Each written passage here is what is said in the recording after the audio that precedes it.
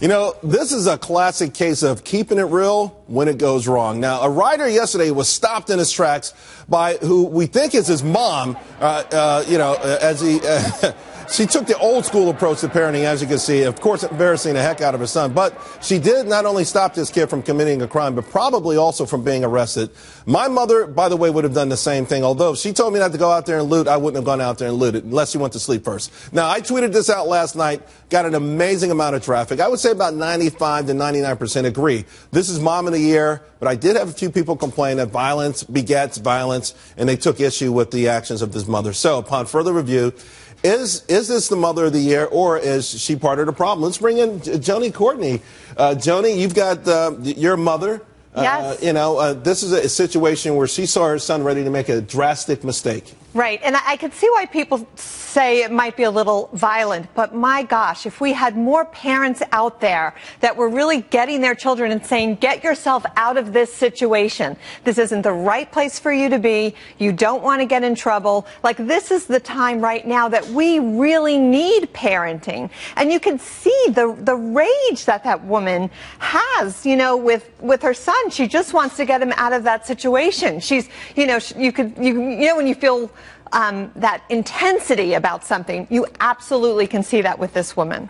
Her name is actually Toya Graham. They've actually found out who it is. I think everybody was trying to find her. And she says, that's my only son, and at the end of the day, I don't want him to be a Freddie Gray. So, I mean, she's like, I'm going to take it personally. She's going to go across it. Charles, last night you told a story about how at some point, you were getting some boys were beating you up, and your mother came out after you. That's what it takes. Moms have to be aggressive. Trust me, attack me, no big deal. Go after my children, Mama Bear comes out. Now, when we moved to New York, we became a single mom, family with 3 kids, and we lived in Harlem in the 70s. It was tough. I will tell you one quick story to your point. We got beat up a lot because we spoke proper English and we wore the wrong clothes. And one day I fought the ringleader, a guy named Andre. But I thought it would be over. If it was a Disney movie, it would have been over. But instead, they circled me in their schoolyard the next night. Later on that night, about 12, 13 of them. One guy was choking the hell out of me. Like, I thought I was going to die.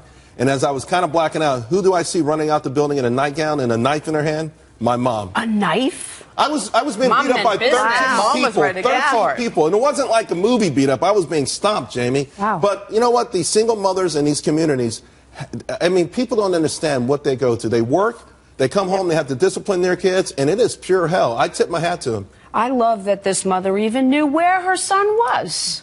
I mean, at a minimum, talk about taking responsibility. Like we were talking about, these people should take personal responsibility. Parents have got to take responsibility in this country. And even if you don't live there, talk to your child about what's going on there and if they have a problem with the police. If you teach your child to dislike police officers and they're in trouble, they're going to hesitate to go ask one for help. All right, guys, we got to leave it there. I wish we had more time. My thanks to Joanie Courtney. It was short, but you were fantastic. Jamie Colby, you're always fantastic. Thank you. Guys, don't miss her show, Jamie Colby, Strange Inheritance. You never miss it, but I'm going to remind you anyway. Now, all this week, the show's highlighting people's inheritance that almost got lost in the trash